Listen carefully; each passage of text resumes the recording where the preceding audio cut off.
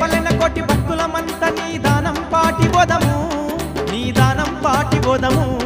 పల్లె పల్లె పల్లెన కోటి భక్తులమంత నీ దానం పాటిపోదము నీ దానం పాటిపోదము ఆదిశక్తి అయిన శ్రీ లక్ష్మీదేవికి పండుగ జరుపుతామో ఆడా పండుగ జరుపుతామో ఆదిశక్తి అయిన శ్రీ లక్ష్మీదేవికి పండుగ జరుపుతామో ఆడా పండుగ జరుపుతామో రాళ్ళ గుట్టలో కొలువైన దేవికి బ్రహ్మాండంగా పూజలు చేతుము పల్లె పల్లెనా పల్లె పల్లె పల్లెన కోటి భక్తులమంత నీ దానం పాటిపోదము నీ దానం పాటిపోదము ఆదిశక్తి అయిన శ్రీ లక్ష్మీదేవికి పండుగ జరుపుతామో ఆడా పండుగ జరుపుతామో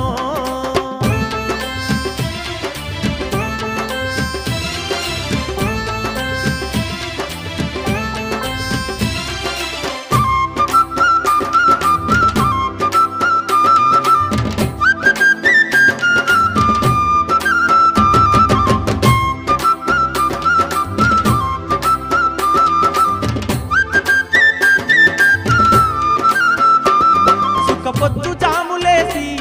ఒక పొద్దు పట్టుకొని కొండ కోనలన్నీ దాటి సిద్ధసేమలన్నీ దాటి అమ్మవారి దర్శనంతో నీ దానం పాటి చేరి కరుణగల్ల తల్లినేమో శరణంటూ వేడుకొని పరమేశ్వరి అయిన శ్రీ లక్ష్మీదేవికి పల్లె పల్లెనా పల్లె పల్లె పల్లెన కోటి భక్తులమంత నీ దానం పాటిపోదము నీ దానం పాటిపోదము ఆదిశక్తి అయిన శ్రీ లక్ష్మీదేవికి పండుగ జరుపుతామో నా పండుగ జరుపుతామో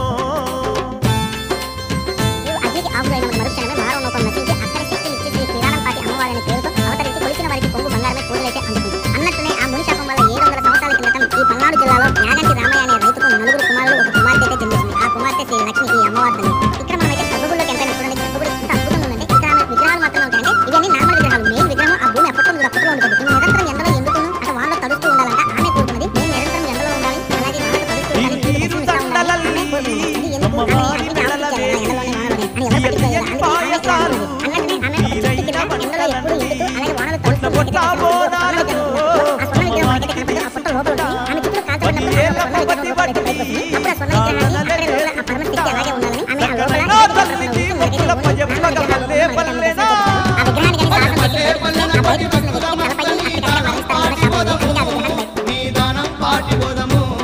ఆదిశక్తి అయిన శ్రీ లక్ష్మీదేవికి పండుగ జరుపుతామో కొండంత పండుగ జరుపుతామో